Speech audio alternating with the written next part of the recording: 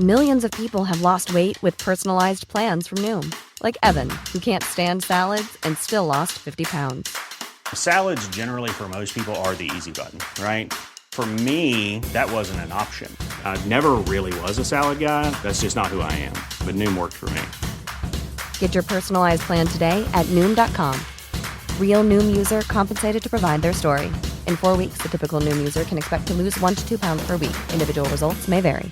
Planning for your next trip? Elevate your travel style with Quince. Quince has all the jet-setting essentials you'll want for your next getaway, like European linen, premium luggage options, buttery soft Italian leather bags, and so much more. And it's all priced at 50 to 80% less than similar brands. Plus, Quince only works with factories that use safe and ethical manufacturing practices. Pack your bags with high-quality essentials you'll be wearing for vacations to come with Quince. Go to quince.com/trip for free shipping and 365-day returns.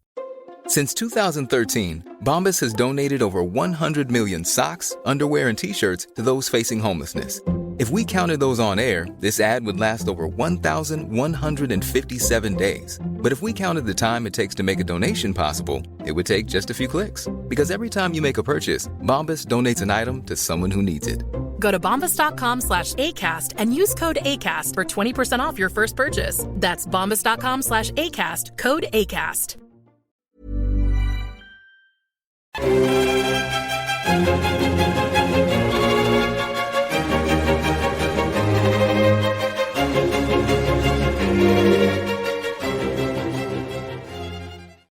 Hello and welcome back to the Napoleonicist. This is going to be one that sort of, in some respects, continues in a couple of veins of kind of topics and areas that we've been looking at before. You listeners have shown a lot of enthusiasm for the sort of forgotten foreign forces elements, as I call them. Did a couple of interviews recently with Bob Burnham that went down very well on the Portuguese army. And so we're going to kind of continue with that sort of vein of armies or auxiliary forces in this particular case that worked with the British. But you also seemed to particularly enjoy the episode on the Low Countries that I did very recently with Robin Thomas. So I'm bringing the two together. I'm joined by Paul Demet, who's the author of We Are Accustomed to Do Our Duty, German Auxiliaries in the British Army, 1793 to 95. So we're going to have a little look at the German campaign and the German auxiliary units who played a key and integral part to the British campaign in the Low Countries during that period. Little kind of teaser for you folks. Hellion, which is the company that published We Are Accustomed to Do Our Duty, is being very generous and has offered me a discount code that I can pass on to you all. So if you listen to the end of the episode, you will be able to hear that little discount code, and that will get you 20% off in the week that this goes out. So there's a little incentive for you to listen to the end. Paul, welcome to the Napoleonicist. It's really good to have you on. How are you doing? Hi, Zach. Thank you for asking me. I'm okay. As I said just a moment ago, I've got a little bit of a cold, so you may hear me collapsing in a spluttering heap. Hopefully not. Well, if you sneeze down the microphone or something, at least our listeners will know why. And they will also know that I would have been very lazy and would have edited that sneeze out, which will be a mark against my name. I want to dive straight into the whole kind of context of this, if we may, with a little bit of scene setting for our listeners, especially for those who won't be familiar with the practices of the British Army prior to this period. Why German auxiliaries? Why is there this tradition of German auxiliaries serving in the British Army? Because this isn't new during the Flanders Campaign. You think about Hessians particularly having a much longer history of service within the British Army. Is it as simple when it comes to the German auxiliaries as the king having connections to Hanover? Or is this specific thing about the auxiliaries during this campaign just part of that wider mercenary tradition of the 18th century? Right, well, there's a fairly wide one to start with. If I just step back slightly, because I guess not everybody will be familiar with the way the German states operated their military forces in the 18th century. As I'm sure you're aware, there was no such unified state as Germany during the 18th century. The Holy Roman Empire had hundreds of states which were mostly very small. And although Austria and Prussia dominated, it was designed with lots of checks and balances. So the emperor couldn't declare war without the approval of the Reichstag, which was the parliament. The emperor was almost always the ruler of Austria. But between 1742 and 5, the Bavarian elector took the post as he ruled as Karl VII. Okay, so that's a little bit of background. The empire was divided into 10 circles, or in German Reichskreise, which included the majority of the states of the empire, and one of its key functions was to organize a common defensive structure, which still remained largely as it had been set up in 1681, although obviously there have been territorial changes since then and so on. And each circle was required to make a contribution in men or money to maintain a Reichsarmee under unified command, with a basic strength, which they called a simplum, of 12,000 cavalry and 28,000 infantry. But it could be increased to a multiple of that, and typically a triplum or triple quota. Now, in addition to their contingents to the Reichsarmee, the major states kept their own separate forces, but this was way beyond the means of many of the smaller states, which struggled to maintain even their basic quota. And a number of the medium-sized and smaller states had developed a soldier trade, as it was called, or Soldatenhandel in German, which had built up during the latter part of the 17th and throughout the 18th century. And that enabled, under that soldier trade, they would hire contingents to larger powers. So your question, is it part of a wider tradition? Yes, this idea of hiring contingents to major powers was nothing new. The motivation of it was quite complex. Apart from the financial benefit, it enabled them to maintain larger forces than their own resources would allow, which in turn enabled them to take a more active role in international relations. So they could seek powerful support for their political aspirations. And a typical example of that is the Landgraf of Hessen-Kassel, who was very keen to be promoted to the status of elector, one of the small group of princes in the empire who actually elected the empire. And it also enabled them to have a modicum of protection from their fairly aggressive neighbours. And in addition to that, they would organise local militias for home defence. Now, Hesse-Kassel is the best example of this, I think. It had the highest proportion of its population in the army and militia of any state in Europe, even higher than Prussia during the 18th century. And to give an idea of how these treaties were set up, between 1677 and 1787, they had 32 treaties with various different powers, of which half were with Britain. So there was a long-standing tradition of Britain taking troops from Hesse-Kassel, but also with Denmark, Spain, the Venetian Republic, the United Provinces, the Holy Roman Emperor, and Prussia. And at one stage, it even provided troops to both sides, which was during the War of the Austrian Succession, where it had treaties with Britain and the Emperor, who, as I've said at this time, was the Bavarian elector.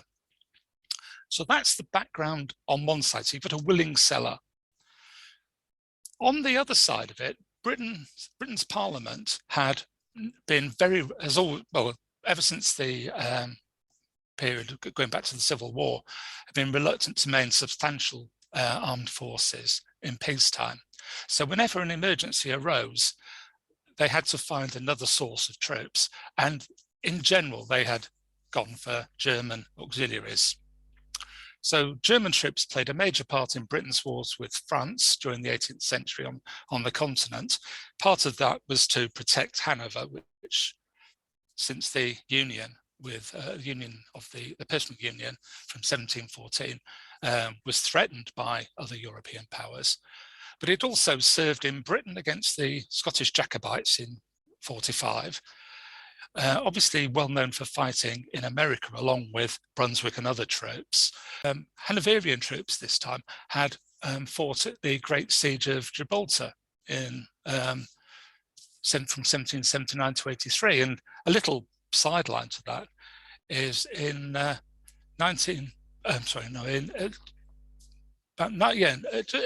1900 or so, the Kaiser had actually allowed the successors of the Hanoverian troops who had served in that siege to wear a special cuff title on their tunics with the word Gibraltar on it as a sort of battle honour.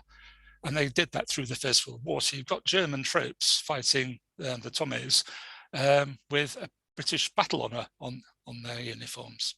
And also the Hanoverians had supplied troops to the British East India Company for service in India.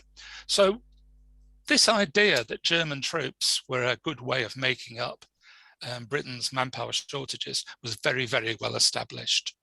Since the personal union of the thrones of Great Britain and the electorate of Hanover, the first call was for on the king's electoral troops, as they called them. The king couldn't just order these troops to just turn out in the same way as sort of British troops would. There had to be a negotiation to put the arrangements in place. And then following that, they would go for subsidy treaties with medium and small-sized German states. And dynastic links also played an important part of those.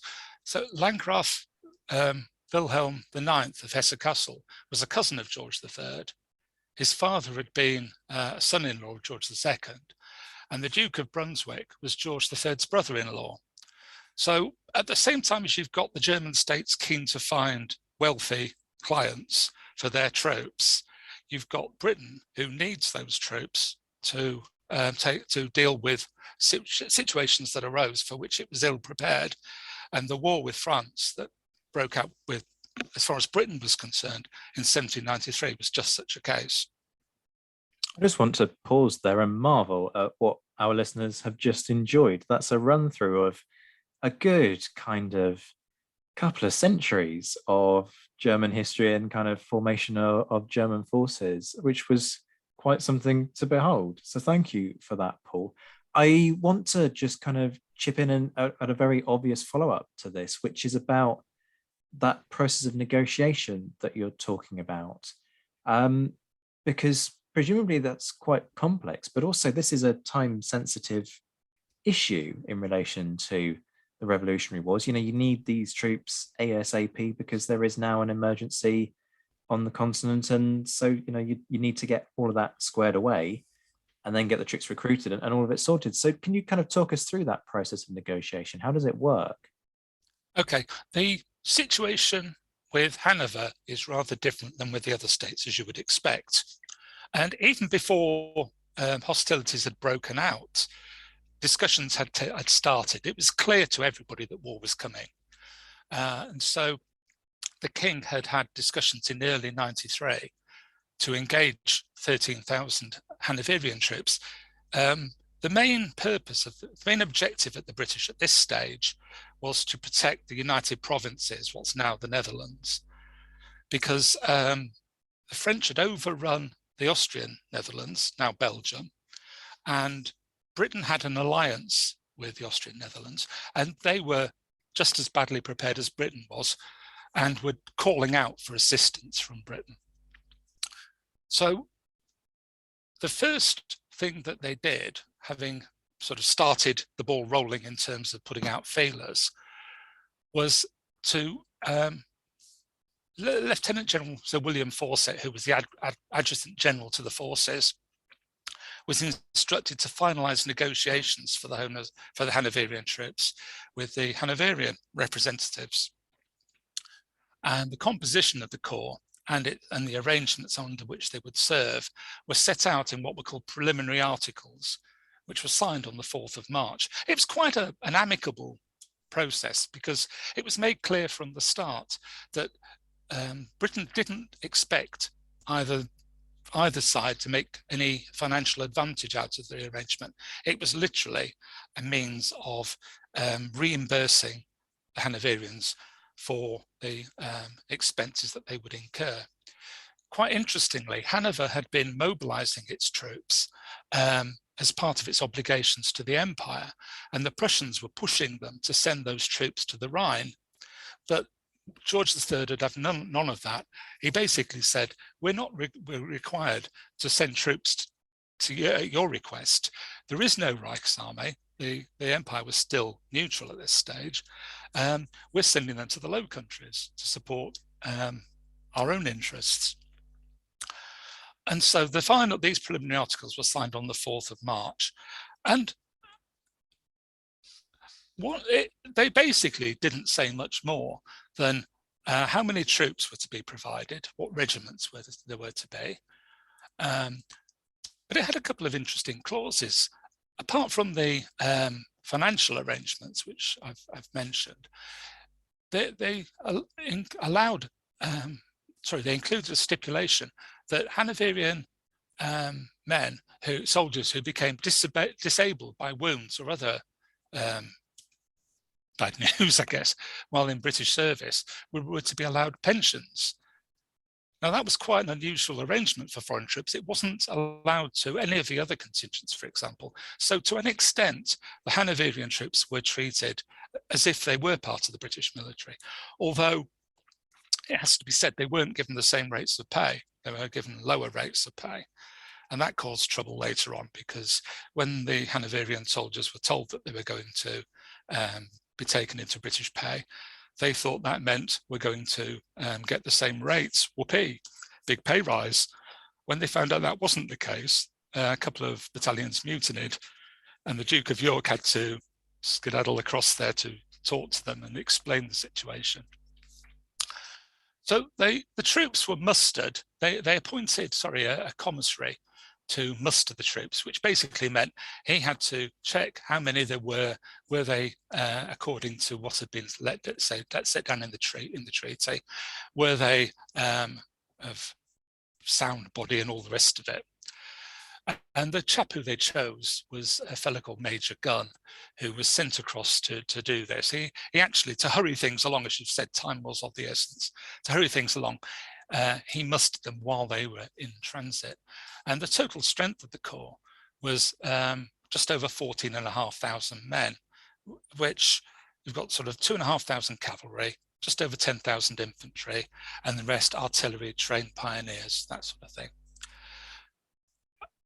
And they also had, just to give an idea of the sort of tail that this had, they had 306 bread wagons, and all the other sort of wagons as well, and it brought 5,500 horses. So for a force of just over 14,000 men, you've got 5,500 horses. So it's a lot to be getting to. And he, as he always did, Gunn was very gushing. He said the troops were very fine and the horses. He found their clothing and equipment to be very good.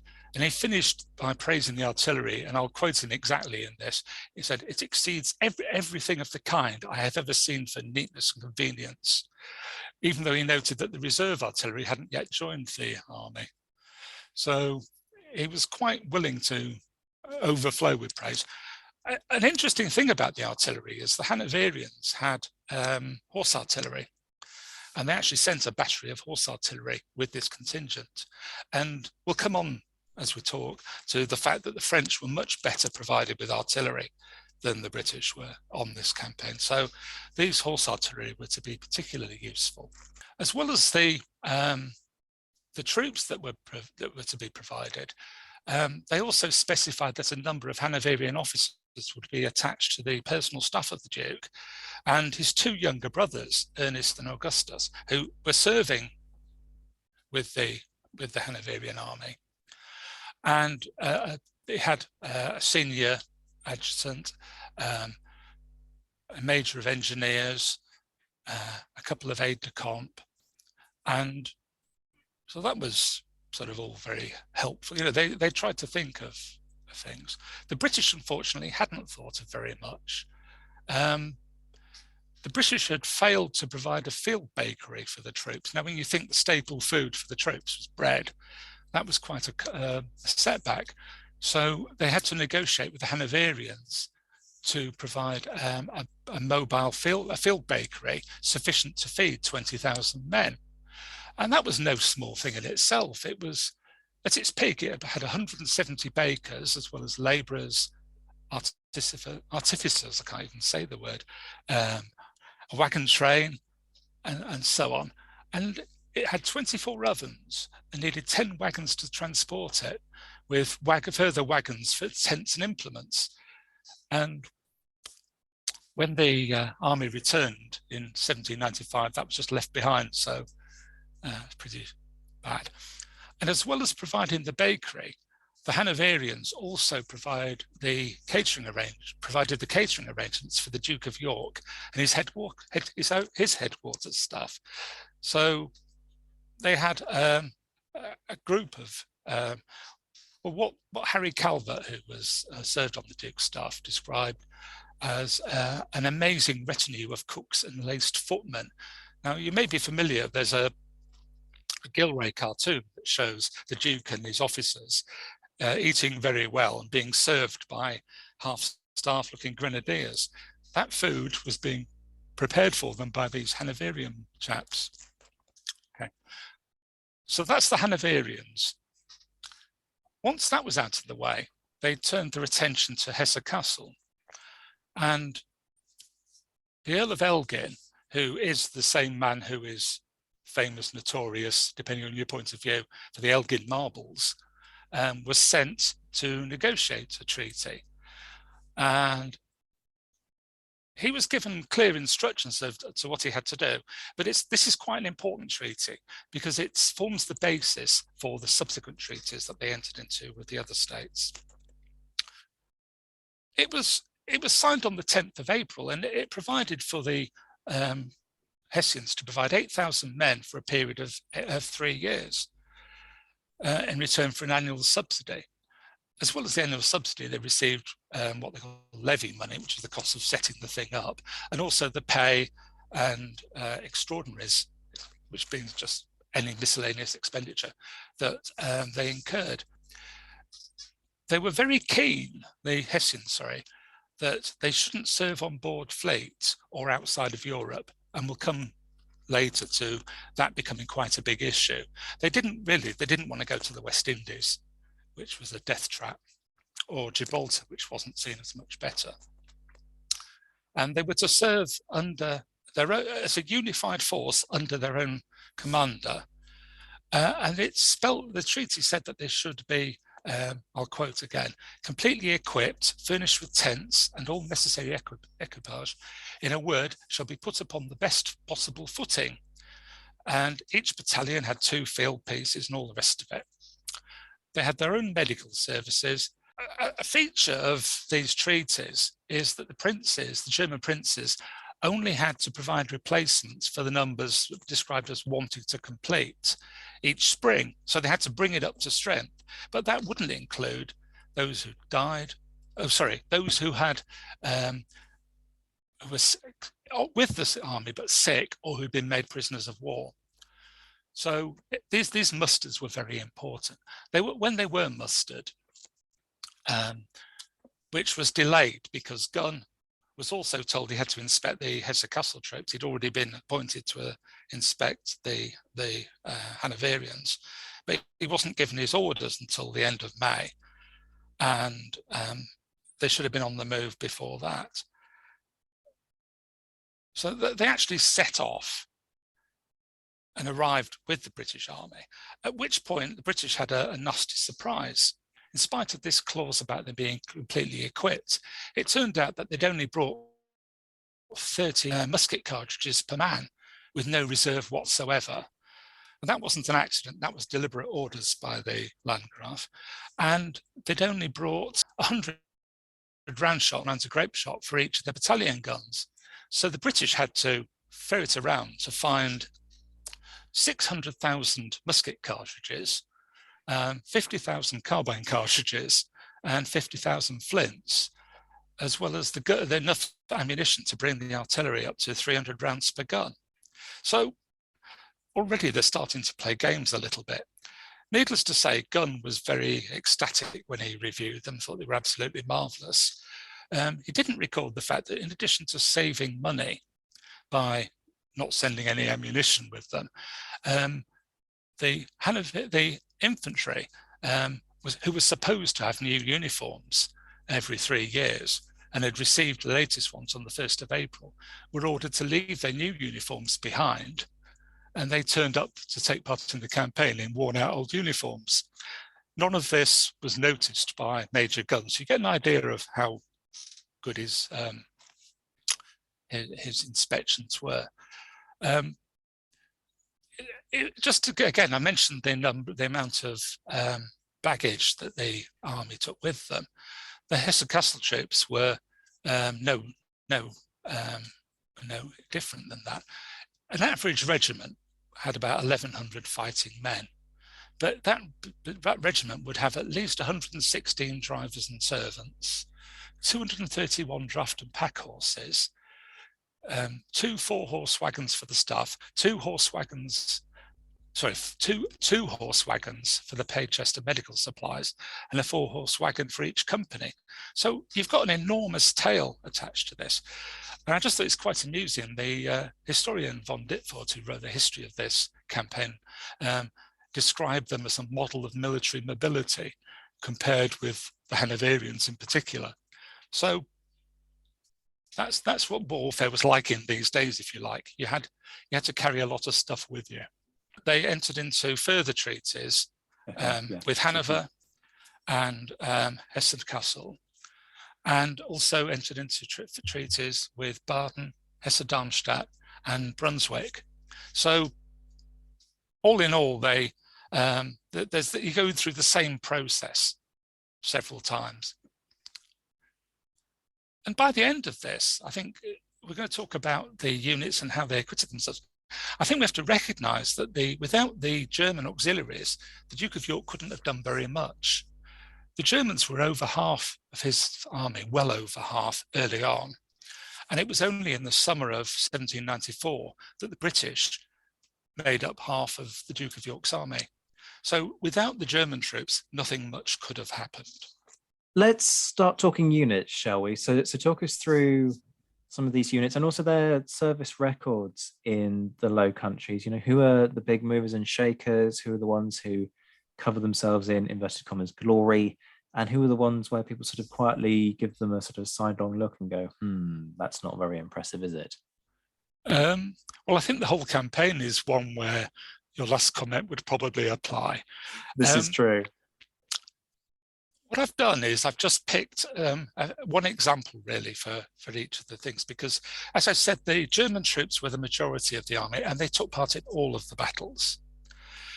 If we talk about the Hanoverians, first of all, their first big engagement was when they provided the army of observation covering the Duke of York's siege of Dunkirk.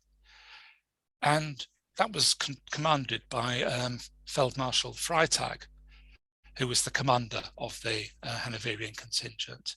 And he had a mixed force of all the Hanoverian infantry and cavalry.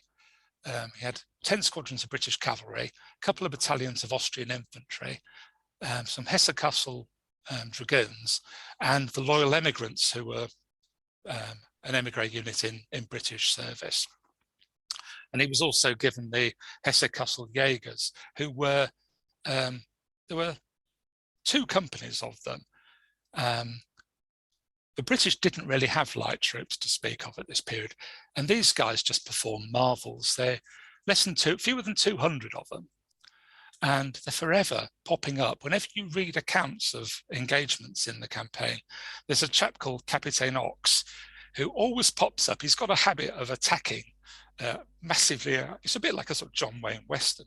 He goes out with his men, small number of Jaegers, and causes mayhem, captures cannon, does all sorts. He's a bit of a sharp, I suppose. Okay, so the force that Freytag had was about 16,000 men. But the countryside that they were sent to cover the left flank of the Duke's besieging army was quite broken up. Not quite bocage sort of thing, but lots of hedges and ditches. And a lot of his force was cavalry. He had fewer than 12,000 infantry. That's at the sort of theoretical level. In practice, if you take off the sick and the requirements for other duties, it will be substantially less than that. And at first things went brilliantly.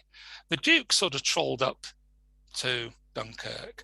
He didn't have a siege train, that hadn't arrived yet. He didn't have naval support. And so the French were able to sail gunboats out from Dunkirk and shell his entrenchments from the flank, which, an example, you're talking about what doesn't look quite so good. Anyway, Freytag is told, and what's more than that, the French had inundated the countryside around. So there was a big morass that the British couldn't cross. And on the other side of that, you've got Freytag trying to shield them from the French troops. And the French weren't stupid. They knew what was happening. The British and the Austrians had split up after the capture of Valenciennes, and they were getting on for 100 miles apart. So the French had an eye, and they were pinned down in siege, conducting sieges. So the question for the French was, who are you going to attack?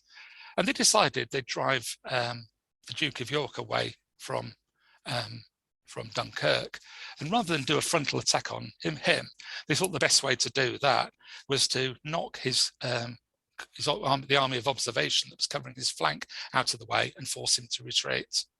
So they massed over 45,000 troops with the purpose of driving away Freytag. Okay. As I say, Freytag initially did very well. He advanced as far as Berg. And even though he had no heavy artillery, he summoned it to surrender, and you can imagine the response he got from the French commander. He was told by the Duke of York to forget about that and to concentrate on his job, which was to protect the siege army. You're aware of what they call the cordon system. He he spread his forces out over a front of around 30 kilometers. So he's got, I don't know, 10,000 or so infantry and his cavalry trying to cover 30 kilometers when there are 40-odd thousand French mustering, assembling, ready to attack him, which doesn't leave him in a very good position. The French launched an attack on the 6th of September. By the evening of the 6th, they'd basically overwhelmed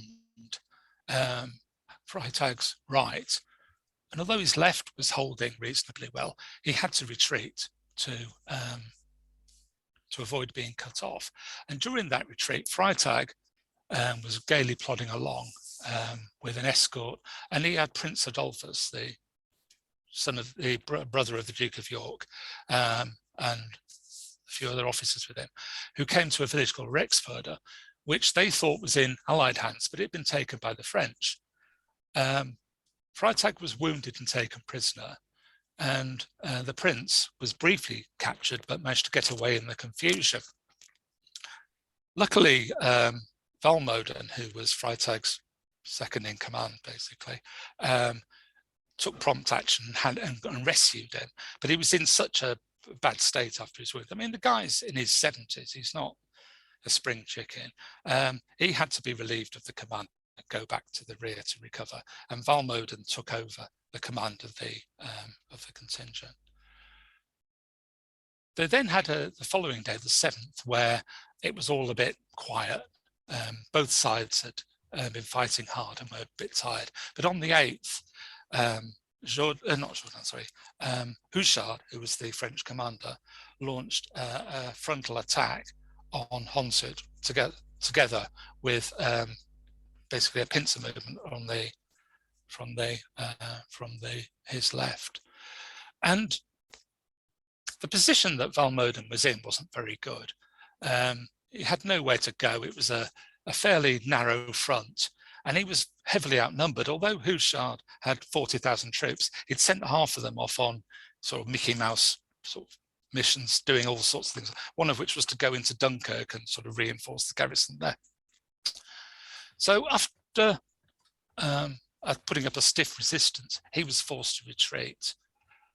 Now, during that retreat, clearly that left the Duke of York completely unprotected. So he had to abandon the siege artillery, which had just arrived. And the French were running riot. If they hadn't been worn out and the countryside so flooded, they could have done a lot better. And in fact, the failure to do better cost Houchard his head. He was denounced. But this was the period when you've got representatives of the convention with the French army. He was denounced, and he was subsequently executed. So didn't end well for him.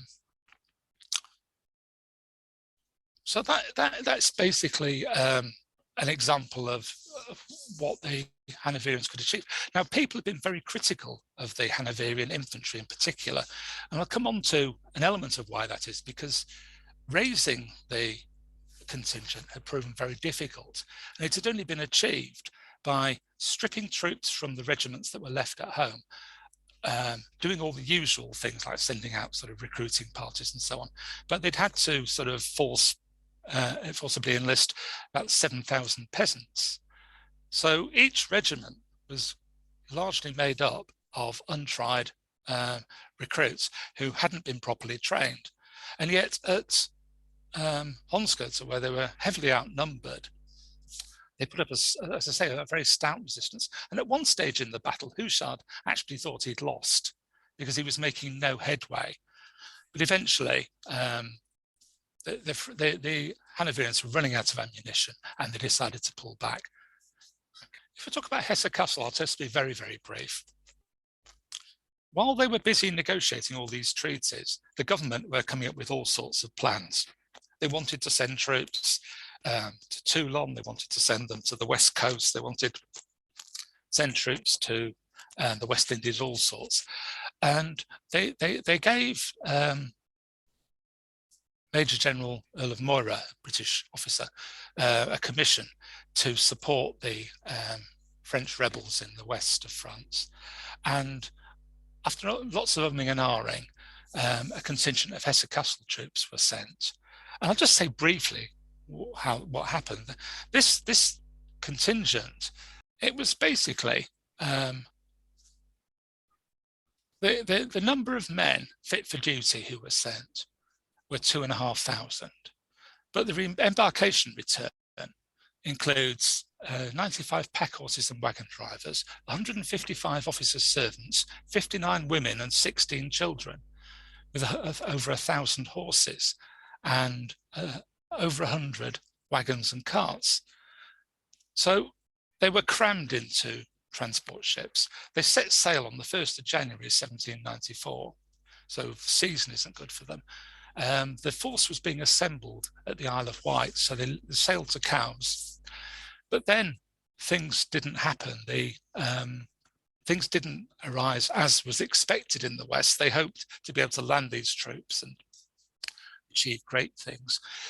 So they were stuck on these ships, and at first they weren't allowed to disembark at all. Then they started to fall sick in a big way. The officers were worried about their horses, so they were trying to sell them off to the locals. And there was also, while this is going on, there was a political storm because Parliament didn't like the king introducing foreign troops to British territory. So you had that. They didn't establish a hospital till the 29th of January. And they didn't start putting men into barracks on the island until the 12th of February. And even then it was only a small proportion. Because they were getting sick so much, Moira kindly ordered that they be given 3 pints of porter a day to promote their health, which no doubt had a very good effect. After all of this, the plan was abandoned without achieving a thing. They basically had to leave nearly 400 men behind because they were so sick, too sick to travel. And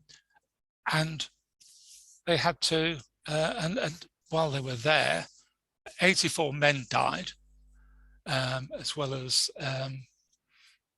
2 soldiers' wives and 2 children. They're actually buried in the local church, and there's a little plaque on the wall that commemorates them. When they came back to the continent.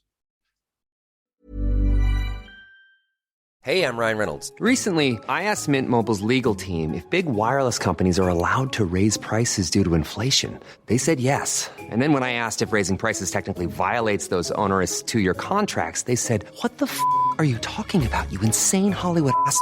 So to recap, we're cutting the price of Mint Unlimited from $30 a month to just $15 a month. Give it a try at mintmobile.com/switch. $45 up front for 3 months plus taxes and fees. Promo rate for new customers for limited time. Unlimited more than 40 gigabytes per month. Slows full terms at mintmobile.com. Millions of people have lost weight with personalized plans from Noom. Like Evan, who can't stand salads and still lost 50 pounds. Salads generally for most people are the easy button, right? For me, that wasn't an option. I never really was a salad guy. That's just not who I am. But Noom worked for me. Get your personalized plan today at Noom.com. Real Noom user compensated to provide their story. In 4 weeks, the typical Noom user can expect to lose 1 to 2 pounds per week. Individual results may vary. They were really too weak to do anything. So they were sent into Ypres to recover as part of the garrison. And while they were in Ypres, they, along with another Hesse-Kassel regiment and some Austrians, were captured because the garrison surrendered because Ypres was indefensible. So at a time when Britain needs every man it can get, they send some of the best troops they've got off to this useless expedition to the Isle of Wight, and then they have to be left behind in Ypres, where they're rounded up by the French. Hesse-Darmstadt, which I think is a funny example, well, not funny, it's a very sad example, which is in part of the Battle of Boxtel in September 94. And insofar as people know about that in British works, it tends to focus on the second day, which is when the Duke of York tried to recover it. But essentially, the first day of that battle, you've got Hammerstein, who is one of the Hanoverian generals, with around 10,000 men fit for duty, trying to cover the front of the Allied army. The army wasn't in good shape by now. They'd suffered heavily from sickness. And the Hesse-Darmstadt troops, who were again amongst the best troops in the army, were totally worn down by their continuous service on advanced posts. And they asked to be relieved so that they could recover their strength. The Duke of York replied that in 8 to 10 days he hoped to relieve them, but unfortunately the French didn't wait for that. They attacked, and the main force of the attack fell on the village of Boxtel. Now, Boxtel itself had a garrison of around just over 1,000 infantry and 500 cavalry, and they were outnumbered something like 20 to 1 by the attacking French. They managed to hold them off for a while, but when they were attacked by columns from both sides, and also the French were able to cross the river that was in front of them. And the Allied commanders knew full well that it wasn't a defensible position, but they were left just hung out to dry, basically. And the majority of them were forced to surrender. And so basically, in that one small engagement,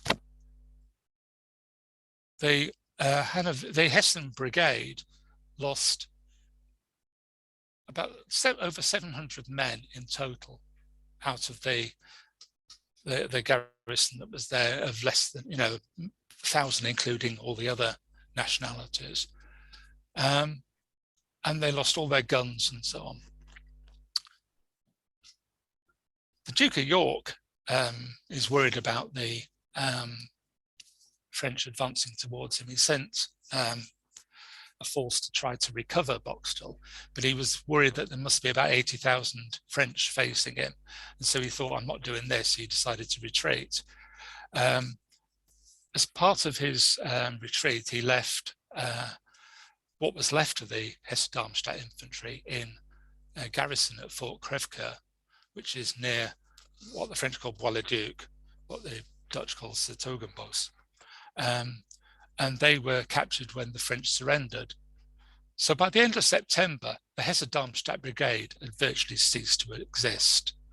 Now, on top of months of hard campaigning and the wound that he'd suffered a month or so earlier, was too much for during the Hesse-Darmstadt commander, and he took his own life on the 19th of May, aged 39. So to add insult to injury, the Duke of York issued a secret report to Dundas, which has been picked up and used by Fortescue and subsequent British sources, blaming the disaster on the Hesse-Darmstadt troops, who he said the attack didn't appear to be very severe, and that there was a sudden panic amongst the Darmstadt troops. And he also said that they'd caused confusion and loss to the other to the other cavalry that were there, which, I mean, basically, I think it's him just covering his backside, but who knows? Okay. What comes out of all of that is just how incredibly poor, how how raw a deal these troops have. Which leads me on to kind of a tangential question. Is this a question of prejudice? Because, I mean, there is this phenomenon later in the Napoleonic era of British troops kind of blaming any other nationality other than themselves for anything that goes wrong. Is that kind of what's happening here, or is there more to it? I think there's two aspects. One is definitely there was a feeling of superiority. I mean, the Duke of York used to blame everybody whenever anything went wrong. He blamed the Austrians for a lot of his problems. Nobody had a good word for the poor old Dutch. And the Hanoverian infantry in particular come in for an awful lot of criticism. And you'd barely pick up a British memoir or a history of the period that doesn't refer to how useless the Hanoverians were, how fond they were of plunder. And then once you get onto plunder, the Hesse-Kassel ones are obviously far worse. They're the biggest plunderers known to mankind. Now, they don't mention the fact the British were just as bad. And some of it is because the supply system wasn't very good. And some of it was, if you're a poor peasant and there are rich pickings about, you're probably going to be tempted. And discipline wasn't so great. There are stories of, whereas the Duke of York, there are different views as to how serious he was in stopping plundering. But the Hessen-Kassel officers and NCOs were seen to be actively encouraging it. So there's that. So they are generally very, very abusive about their fighting qualities of their allies. But it cut both ways. It's seldom that you get stories from the other side. A junior officer of the Hessians actually noted it was very difficult to establish friendly relations with the British, partly as a result of difference in language, but he said the main reason was their unsociable attitude to foreigners, which they often expressed in a very conceited way. So they are seen as second-class citizens and to an extent expendable. Now, whether it was a conscious thing or whether it was just, we're the Brits, we're the best, I couldn't say. But you get other examples of where the relations are clearly not very good between the troops. One of those is when the Allied army is having to retreat out of the United Provinces into Germany during the winter of 1794-5, which was a horrible experience for everybody. It was a very bad winter. The rivers had frozen, the men were exposed. It was pretty bad. And the Hessians got to a village called Beekbergen before the British. They wouldn't let the British in. And it's, according to Corporal Brown, one of the Coldstream Guards, who left quite a detailed account of the campaign. He said they wouldn't let the British near the fires, and they even put sentries to prevent the inhabitants from selling them alcohol. So there's clearly friction. It doesn't break out into anything that you could really put your finger on as sort of a major conflict, but there's obviously a feeling on the Hessian side that they're not being treated fairly by the British.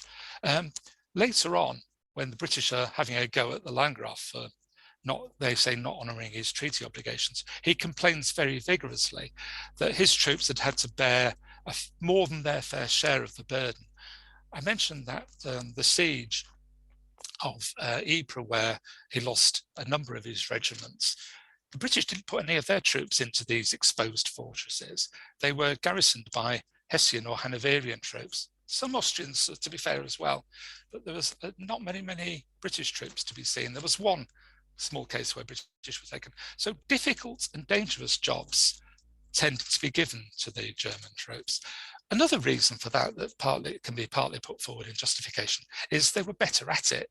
Things like sending out patrols, manning outposts, things like that, they were generally better trained than the British and more adept at performing those duties. And inherently those duties are quite arduous, particularly in winter, when the troops haven't got proper winter clothing and so on. Does that answer your question?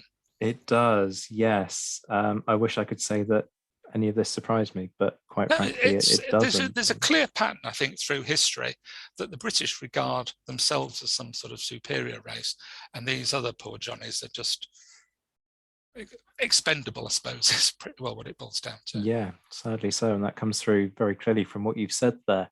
Can we just briefly touch on a few individuals and kind of their experiences? You've mentioned a couple of officers already, but also I'm curious about the rank and file. Just give us sort of 2 or 3 examples of these people and, you know, what they end up doing. There must be some characters in here, some people who sort of make you howl with laughter, or some deeply sad and moving stories thrown into the mix as well. As always in this.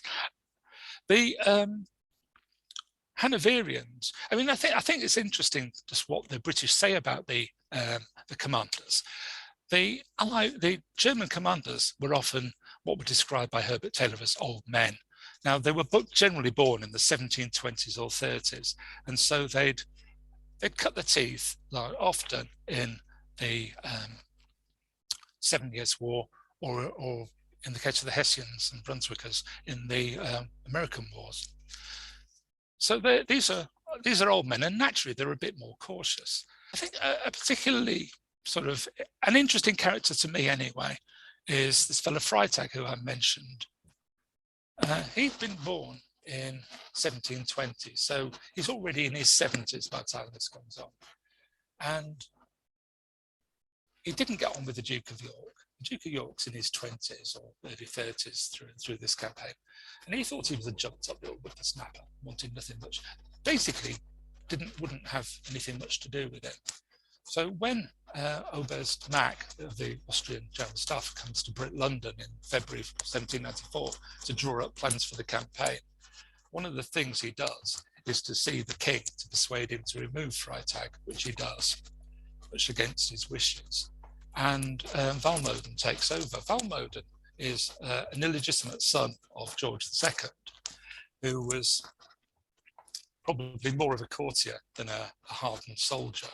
So this chap takes over, and he's basically by the winter he's totally worn out. He's had enough, and he's left behind.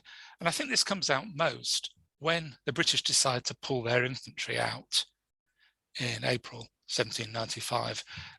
By then the campaign's clearly lost, and they leave Valmoden behind to cover Hanover, and they also decide to send the German contingents home, and he's given the dirty job of sorting all of that out.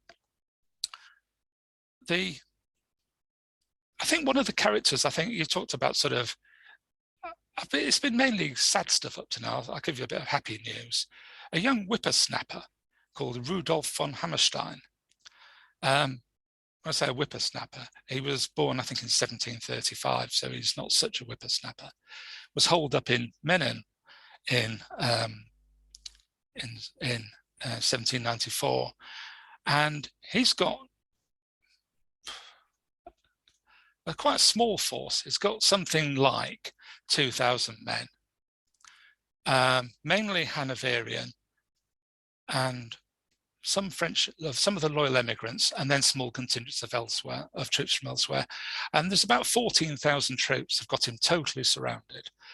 The main Austrian army has been pushed back, and he knows he's not going to get relieved. Ammunition is so short that they had to save it in case there was an assault. So he's not provided for a siege, and he doesn't know what to do. If he surrenders, the first thing that'll happen is the loyal emigrants will be massacred, because that was the established practice. And also he was a bit of a feisty old bugger, if I can use that expression.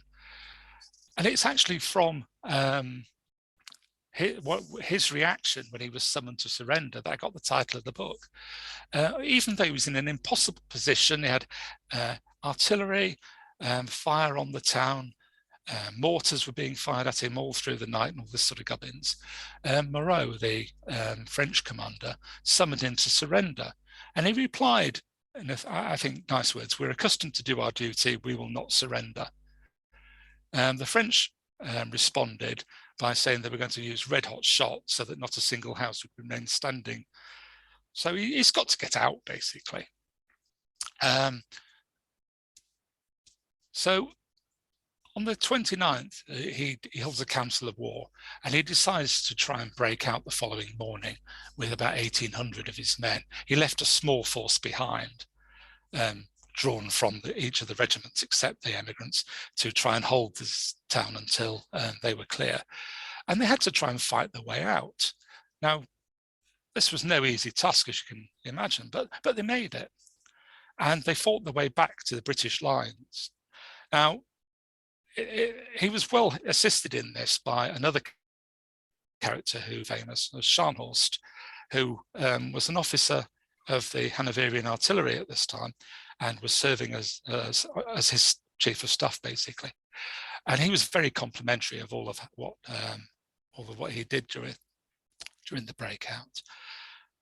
But when they made it, they got a very, very good reception. The report that went back to them was that, and I quote, "Nothing like this noble feat of arms has happened in more than half a century," which probably is a bit over the top, but it was generally recognised that he'd done an amazing job. And for morale, it was important that it's a bit like Dunkirk in 1940.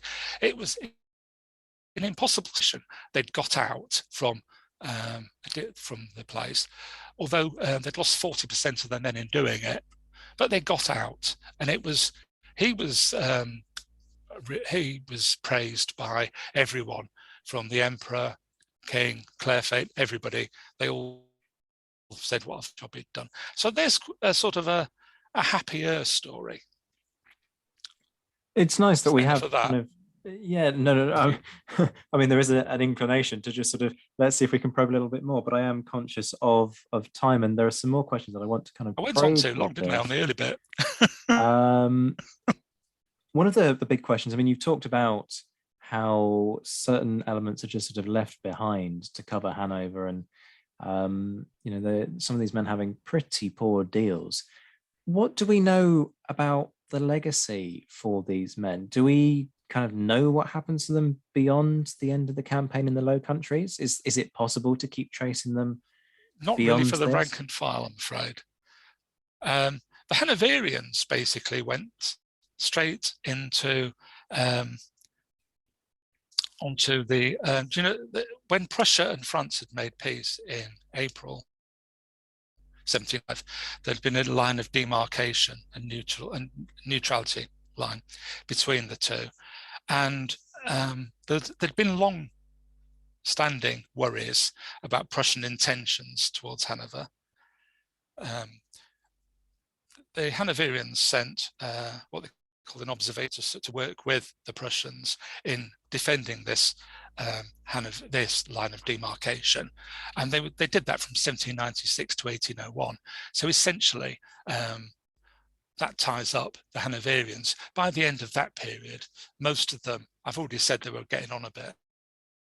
Most didn't do much after that.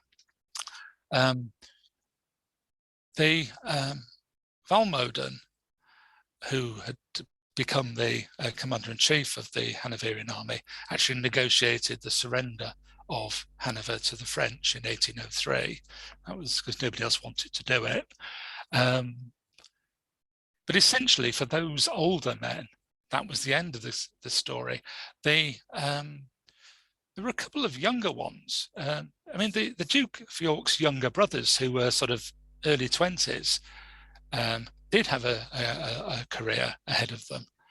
Ernest Augustus actually became King of Hanover when William IV died, because the throne of Hanover couldn't pass to a woman, Queen Victoria. And so when he became king in 1837, and the personal union between Britain and Hanover was broken then. So he had quite a good future, although I'm not saying his reign was particularly successful. And his brother, Prince Adolphus, didn't do anything quite so grand, but he became the Duke of Cambridge and various other things, and he had quite a sort of a senior role to play, as you would expect as a king, a son of the king. Perhaps the officer who rose most famous was Scharnhorst. He'd been a titular captain, which basically meant he had to carry out the duties of a captain, but only got the pay of a lieutenant in the Hanoverian artillery. And then he became a staff officer. He then, later on, he entered Prussian service 1801, and I think it's well known the role he played in reshaping the Prussian army after the disaster at Jena Auerstedt. Fortunately, he died of a wound suffered at Großgirchen in May 1813. But he's probably, in military terms, one of the greatest. You've also got a number of the officers who served with the Hanoverians, who left to join the King's German Legion. You've got the Alten brothers, Charles and Victor, and both rose to be generals in British service. I think Charles more successfully than Victor. And you've also got Ompteda, who rose to be a senior officer in the King's German Legion. So these guys, for people who are interested in the later period, these guys cut their teeth in the campaigns in the Low Countries. It's a little bit like the Duke of York famously said he learned what not to do. These guys learned an awful lot from this service and put it to good service later on for the British. There are a couple of officers who served on the other side from the Hessen-Kassel army. I mentioned this chap, Kapitän Ochs, who commanded a company of Hesse-Kassel Jägers. He went on to become a general in the Westphalian army after Napoleon took Hanover, Hesse-Kassel and Brunswick to form a kingdom for his younger brother. And he commanded a brigade in Spain in the Westphalian army, and later a division in Russia. So he did quite well for himself. There's also a fellow called Heinrich von Porbeck, who, as well as being an officer during the campaign, published some very, very useful stuff after it. He wrote a critical history of the campaigns of 94 and 95. And he edited one of these scientific journals that were all the rage, called Neue Belohner. He entered Baden service, and he commanded the Baden contingent in Spain, and he was killed at Talavera. So you've got soldiers from both fighting, who had previously been relatively junior officers during these campaigns, going on to quite senior positions with mixed fortunes. It's interesting, isn't it, how you've almost got a dichotomy here between those whose careers end with this campaign and others who go on to become particularly well known within the pantheon I of think for military history. Scharnhorst, he's possibly the best example of this, because he was very, very thoughtful. I mean, he was a very, very prolific writer. I'll give a plug to another Hellion author. Chuck White has just recently published an immensely detailed biography of the early years of Scharnhorst's career and how he developed his knowledge and his skill. He was a great believer in the importance of officers improving themselves and developing this knowledge. And he did it in a practical sense. And he also did it by studying the examples of history and of his personal experiences. And clearly, he became a very, very influential thinker in post-revolutionary wars Germany. I'm keen, just as we sort of start to wrap this up, folks, don't forget that there is a discount code incoming, because you've had a flavour of Paul's staggeringly detailed knowledge on this. You're going to want to go and buy the book, so keep listening. I am keen to ask about the sources, because this has taken some serious piecing together. And I know the research behind this book has particularly been singled out for praise. So I just want to do that kind of nerdy methodology question, really, and ask you to sort of talk us through what you used and how you went about putting it all together. Okay. For those who do buy the book, they'll be amazed to know there's a 10-page bibliography which lists the sources in extenso. If I just give a tiny bit of background, and I'll try not to talk for more than an hour about this. I've never visited archives before I set out on this. I've been interested in military history, and particularly the Napoleonic and Revolutionary Wars for donkey's years. But when I retired, which was back in 2011, so it's quite a while ago, I decided to do some work in the archives. And I've always been interested in the German armies, but I didn't really fancy making my first foray into archives in Germany. And I was amazed how much good stuff there is in the British archives. I mean, generally, for this being quite an obscure period and a little bit specialist, I'll use that word, the National Archives have got an incredible amount of political and military correspondence, files, strength returns, treasury warrants, maps, and all sorts. And it is amazing how much there is in there about these barely understood campaigns. British Library's also got some very, very good stuff. I think the most important thing, as far as I was concerned, is the 12 volumes of the papers of Colonel Don, who had been appointed Deputy Adjutant General of the forces on the continent in November '94. And those contain absolutely phenomenal amounts of information. He must have kept every piece of paper that ever crossed his desk. You've got returns of sort of bread and forage returns, strength returns, you name it. And there are a good number of diaries, order books, and officers' papers in the Templar Study Centre in the National Army Museum. So the British archives are a good starting point. And if you're not after some nonsense like the German troops, it's just a gold mine. But I wanted to get hold of the German records as well. And for a variety of reasons, it wasn't feasible for me to visit the German archives. But because they've put their catalogues online, I was able to seek out documents I was interested in and order scans of them, which are not cheap, but it's affordable. It's certainly more affordable than trying to do an extensive research tour without any funding. So I followed that process with regard to the archives in Darmstadt and Marburg, which is the Hesse-Darmstadt and Hesse-Kassel archives, and also the Saxon archives for Hanover. And again, it's the same story. You've got monthly strength returns.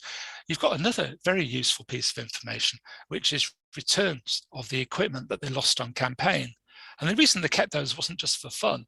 The British saw this very much as they were more interested in accounting than anything else, I think. And so they had to submit very, very detailed records of all the stuff they'd lost. Now, by seeing what they lost, you see what they'd had previously. So it's a very, very useful way of finding information. And also you've got campaign journals and again, correspondence files and things like that. And if you're even nerdier, there's quite a lot about the standards and uniforms of the contingents.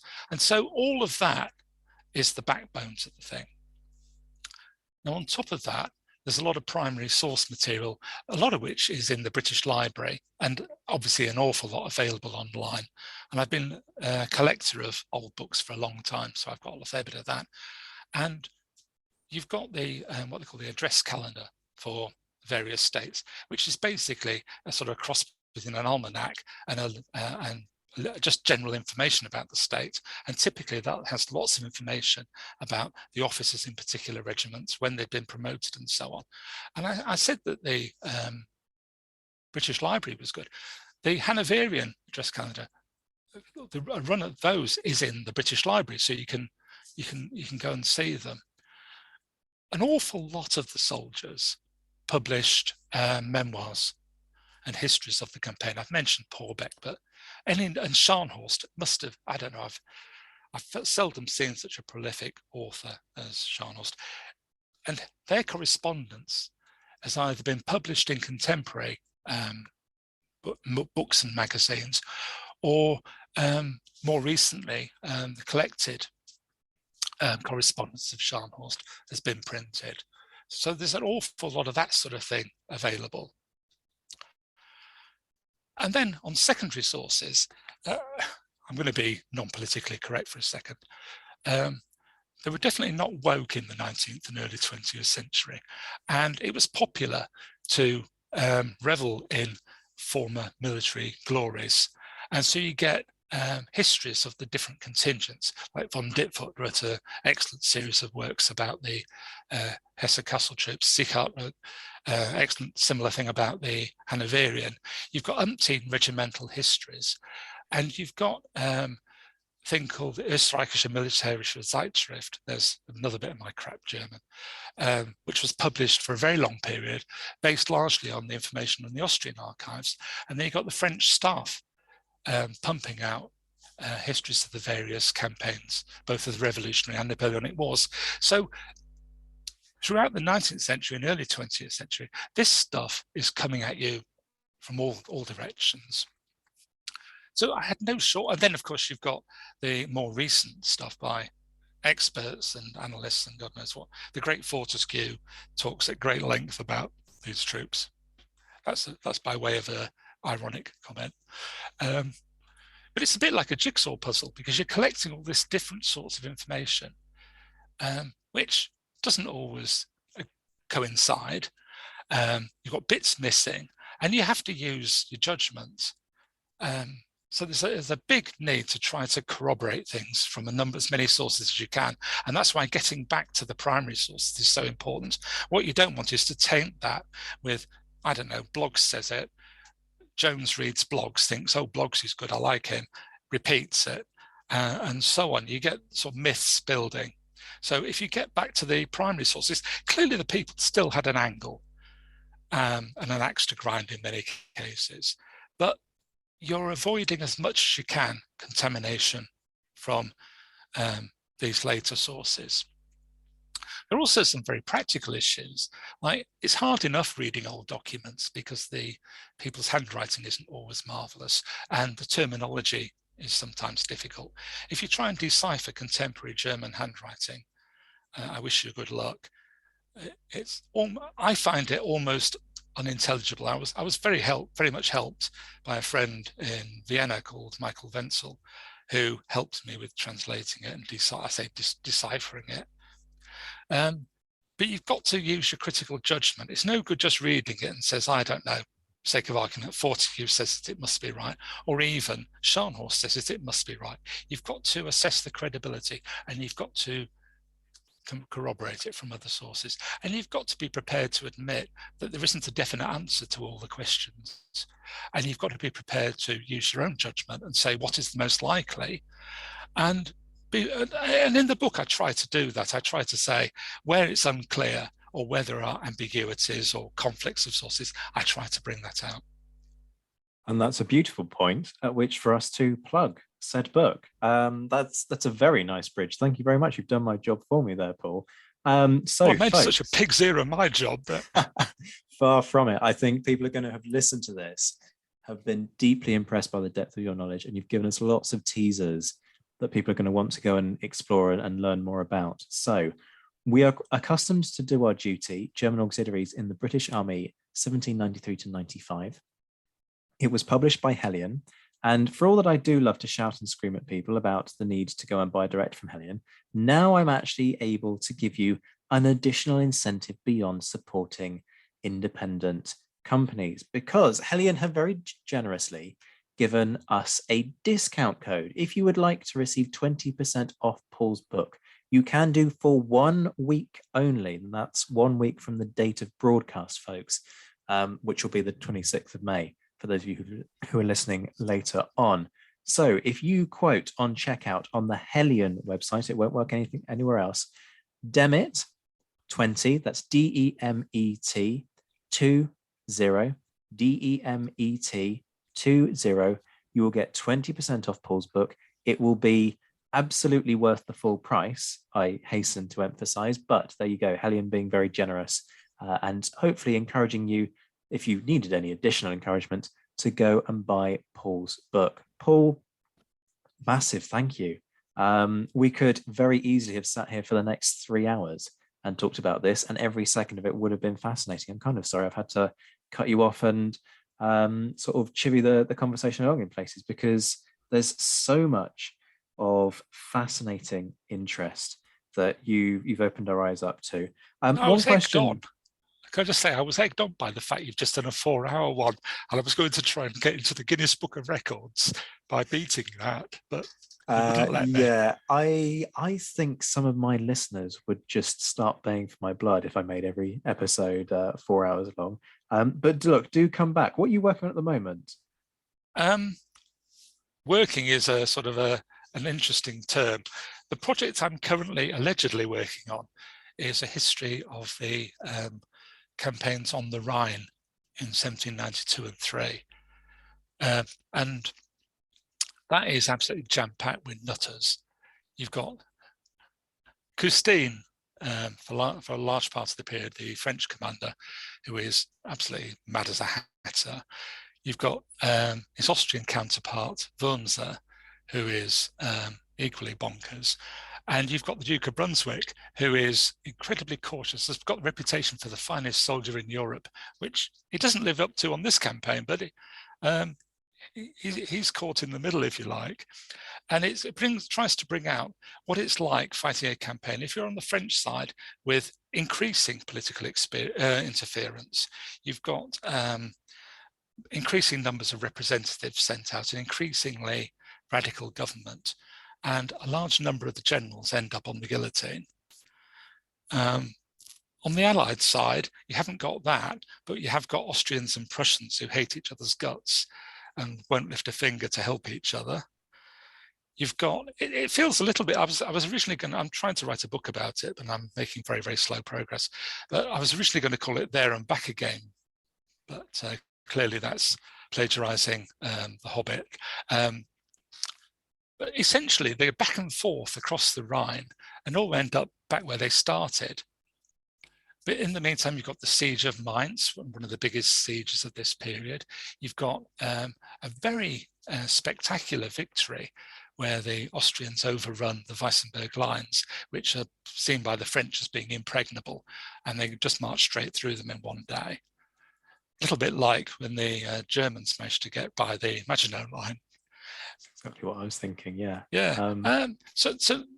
And that is more of a straight campaign history. I mean, this book we've been talking about is 2 parts, really. The first part is the incredibly arduous process by which the treaties were set up, and nearly as complicated and as confused the way they were wound up, and a little bit of snippets of the campaign history. It doesn't set out to be a comprehensive history of the campaign.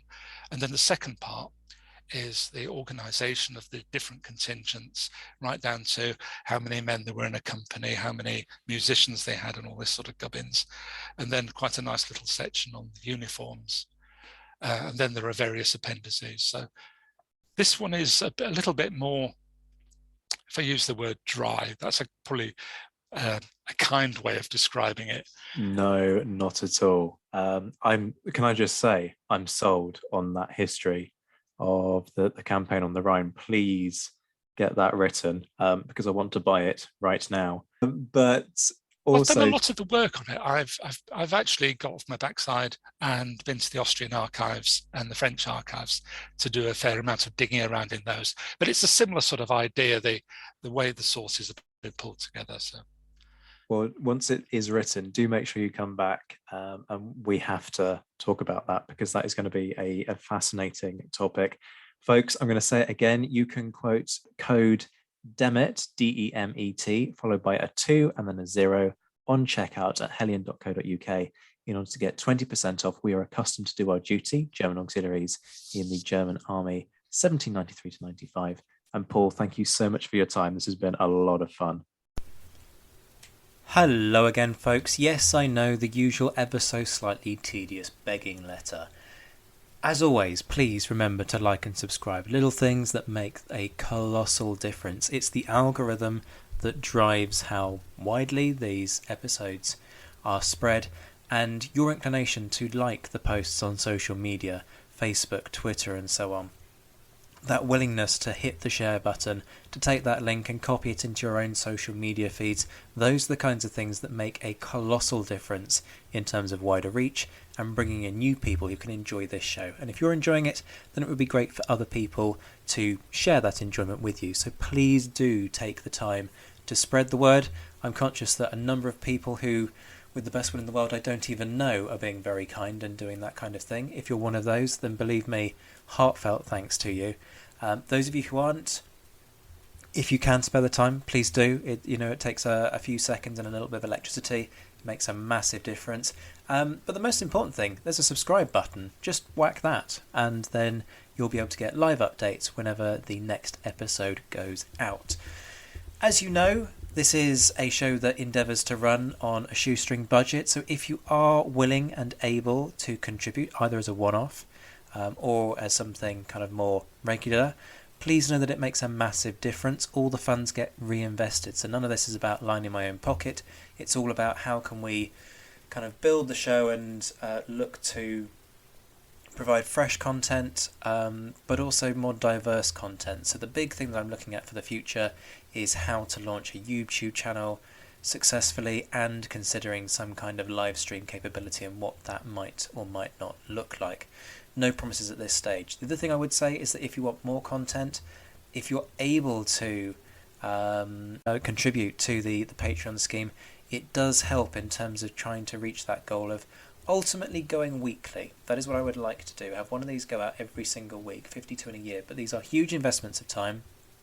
Even when an episode isn't 4 hours long, like some of the ones you've had recently, it takes a good 4 hours per episode, absolute minimum, probably close to 6 in terms of editing and preparation and recording time and so on and so forth. Obviously, I am sitting here playing the world's smallest violin, but if you enjoy the show and if you would like more content, please do consider whether or not you're able to contribute. I know times are hard. There are links in the description. Go to Patreon if you're considering something regular on a monthly basis. The idea with that is that there are different tiers. They start at £1 a month, go up all the way up actually to £25 a month for those who are insanely generous. And you get different perks within each tier. So you can get shout-outs within episodes, you can get one-to-one meetings with me, voting rights to determine themed months. Martial patrons, for example, can actually demand episodes. So if any of that is of interest to you, please do consider whether or not you would like to become a patron. Equally, a one-off tip can be made via Ko-fi. And whatever support you're able to offer, I am massively grateful, as I'm sure you know. A particular shout out to my Emperor level patrons, Mark Stoos, JC Kaiser, and Todd and Led Campbell. Equally, big shout out to my Marshall patrons Matt Bone, Marcus Cribb and Rachel Stark. Huge thanks to my Commander patrons John Haynes, Ger Brown, Liam Telford, Jane Davis, Bob Burnham, Andy Meakin, Michael Guest and Graham Swindenbank. And last but by no means least, my mentioned in Dispatches patrons Mars Reedy, Alexandra Leon, Alistair Campbell-Grieve, Beatrice de Graaf, Brendan Teeling, Colin Fieldhouse, Ed Koss, Bruins Girl, Gareth Copeland, Jeff Maple, Hugh Brennan, Indiana Fats, Jim Deary, Jim Getz, Josh Keeney, Lucy Tatner, Lynn Dawson, Mark Dewhurst, Mark Anscombe, Rob Griffith, Rory Muir, Ross Flowers, Ryan Diamond, Rob Cothlan, Mark Trowbridge, Nick Overland, Stephen Coulson and Graham Goodwin. Much love to you all. I'll be back very soon, but until then, I'm Zach White. This has been The Napoleonicist. Take care of yourselves, my friends. Stay well, stay safe, and as always, thank you for listening.